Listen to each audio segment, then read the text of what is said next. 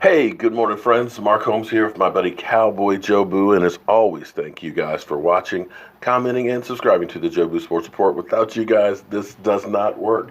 And let's get open for business. And thank you for joining into this morning's edition of Don't Sleep on the Dallas Cowboys, because you literally cannot sleep on the Dallas Cowboys because things happen late in the evening, late at night, first thing in the morning. So you want to be up to speed with all that is America's team. And of course, last night didn't disappoint. There's an article that came out about Terrence Williams and probably gives us a little bit more clarification on the Brice Butler re-signing. You'll remember Terrence Williams had an incident. His car ended up hitting a light pole, a very expensive car, and nobody was found at the scene. But not too far after that, Terrence Williams was seen riding his electric bicycle or electric scooter, in which case he was a little intoxicated and got arrested for driving a bicycle while intoxicated. We've seen the film and everything where he basically was saying that there was another guy who wrecked his car, and he called him and told him about it, so he wanted to see the car. And of course they said, well, where's your phone? It's in the car. So the NFL, of course, will probably do something as far as suspensions go. Now, what's interesting, or it's not interesting, is how much of a suspension it will be. Wildman from the New York Jets has actually had a drunk driving not too long before Terrence Williams, who's currently unemployed, but he blew a .14 and went the wrong way through the Lincoln Tunnel and proceeded to have another drunk driving conviction within 10 days. He's currently unemployed and waiting for, of course, the NFL to come down with whatever suspension that they're going to levy, although he's currently unemployed. Now, with Terrence Williams, they could go ahead and levy 2 to 4 games. It's interesting because Jameis Winston, who grabbed a woman, who's now being sued by that woman and admitted that he grabbed the woman, only got 3 games. So if he gets 4 for drunk driving, is that really kind of legit? And the fact that Jameis Winston only got 3 games for groping a woman and admitted to it and being sued. Zeke Elliott got 6 for a case that was never proved. But let's not rehash all that. So here's the thing. Terrence Williams' contract is guaranteed for this season, which is one of the reasons why you can look and say the Cowboys count him, because whether he's here or not here, he's going to cost you the same. But, and this is a big but, if the NFL suspends him, they can basically tear up the contract and they can release him. And if that is the case, if apples to oranges, it's, you got Terrence Williams in a contract that you're going to have to eat, you hold on to him. But if it's Terrence Williams, you can let him go. And you got Brice Butler, who was your best deep threat last year, and only had 15 passes, but he averaged 21.1 yards per completion. You're bringing him in for a lot less than what Terrence Williams is. Now you're talking about saving some money. And in the end, the bottom line is the bottom line. And it's amazing because I'm still surprised at the growth of both sides with Brice Butler. I'm thinking that the Dallas Cowboys are beginning to understand what other teams are not learning yet. Social media is social media, and things are going to be put out on social media that you wish that you could bring back, and not to take it personally. And I believe the situation with Brice Butler was one of those ones that, yeah, he said a bunch of things. Maybe some of the things were true. Maybe he should have kept it in-house. But it is what it is. Money and talent trump everything else. Because when you think about Rico Gathers, who was very much maligned by the Cowboys, they said he couldn't block, that he didn't have the football IQ and everything else. You know, we'd seen him with his rap videos and things like that, and allegedly joined a Facebook or a Fire Jason Garrett group. Yet, they were the bigger man and just kind of ignored all that. So maybe they're understanding now that social media is, it's here this moment and it's on to something else the next. Unlike Antonio Brown and what they're dealing with in Pittsburgh.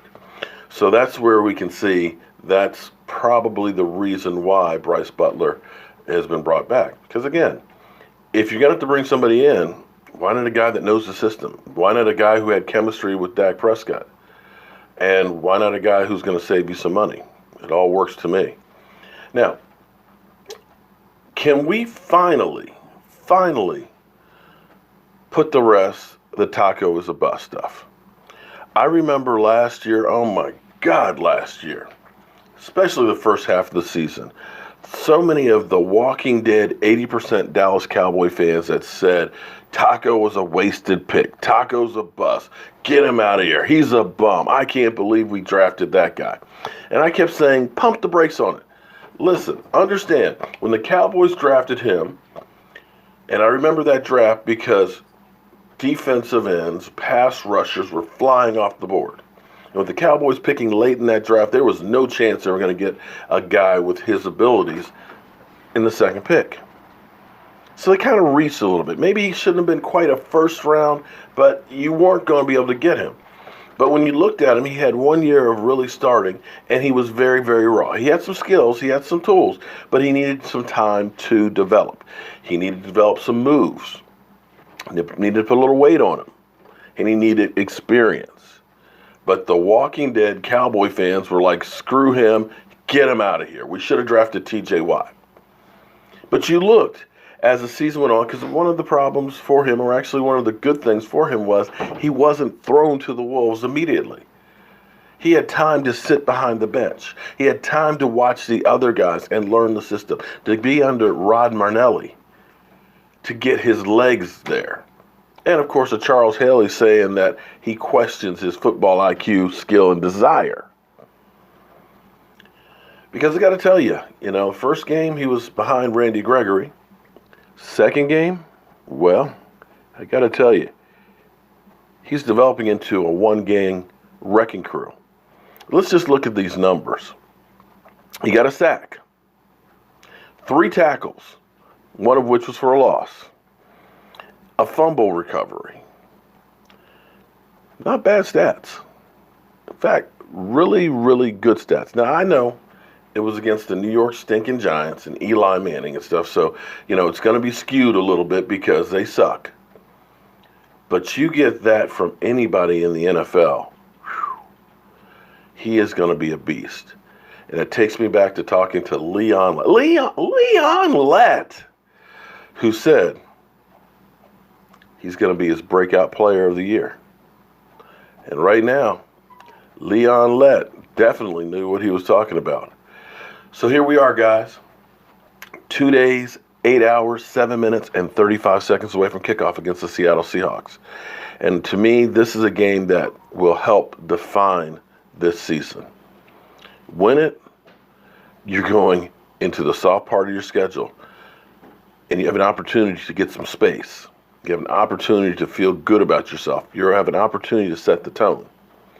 You lose it, you kind of get kicked back, and you start questioning yourself. Now, I'm hoping that we go up in Seattle, and that jet engine that is, that place is murder playing. But to get up in there in Seattle, take care of business, get out healthy. Keys of the game we'll have, of course, we'll talk about this tonight on our live stream at 9 o'clock Eastern. But I think looking at Zeke Elliott's numbers, what Zeke Elliott typically does the first couple of games of the season, which isn't usually that much, that this is going to be the game that the offense starts to break out. And I'm hoping that we have a great offensive performance. And, of course, I'd love to see another 6 sacks. Because right now, we're on pace to tie the sack record held by the 84 Bears. And I would love, after all of the years of our defense just not being good enough, would love to see this defense play completely lights out all season. So, guys, hold on. I got to let the dog in. Come on in, Roscoe.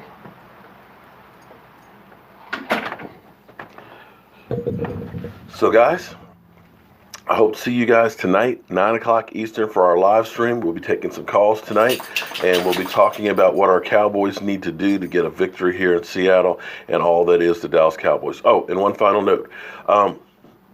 We already have about 35 people who are have said they're going to our tailgate at FedEx Field. And I'm beginning to learn that no matter what you do, there's going to be people out there that think that you have an ulterior motive. So it's time for me to just start getting a chip on my shoulder. Someone sent me an email yesterday who said that so people are looking for me to do donations so that way I can get an RV to drive to FedEx Field so they'll pay for the trip.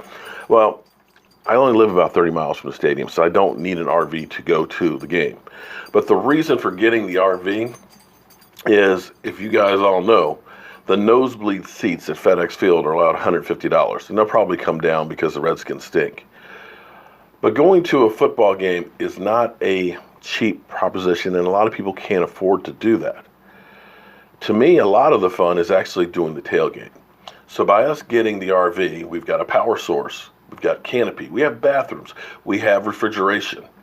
And what we're going to be doing with this is you can come to the tailgate, as well as everybody can ride in the RV, so that way they don't have to pay for parking. But you can come to the tailgate, have the experience, hang out with Dallas Cowboy fans, and be part of the atmosphere without having to go inside that dump. Oh, and one other thing too, at FedEx Field. One of the things that also happens too, because when you look at how bad the Redskins played, where there was about 10,000 seats that were open, generally speaking, if you get nosebleed seats, and it's one of those games which is most of them, that they're not filling out the lower section, they literally come and get you and bring you down to the lower sections to fill in. Or you'll get tickets to the game for a candy bar, basically. So that's one of the reasons for doing the RV and stuff, and why, with as many people as we have coming, I got a lot of chicken wings I got to buy and cook. So if you want to be part of it, check out my Facebook page, Cowboy Joe Boo. We have the event scheduled in there. You can like it, and then that way you'll get all the updates of exactly where we're going to be. In fact, we're going to be going by FedEx Field to find out where we can park the RV and try and get as close as possible to the stadium, because I want this to be fun for everybody. So as always, friends, I want to thank you all for watching, commenting, and subscribing to the Joe Boo Sports Report, and I'll see you guys later.